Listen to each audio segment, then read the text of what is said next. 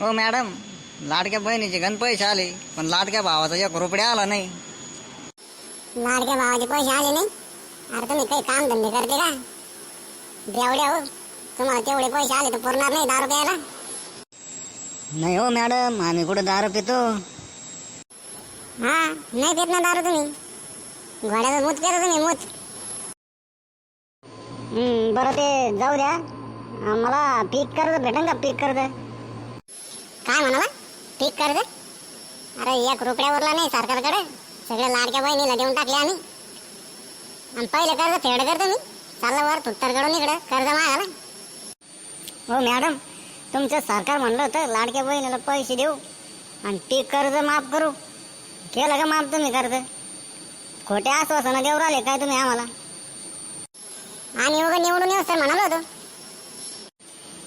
ते आम्हाला काही सांगत नाही. इथं मोठा दंगा करीन मी.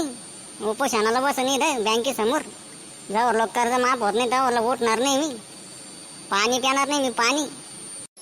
काय पाणी पिणार नाही? घासटेल पी मग, घासटेल.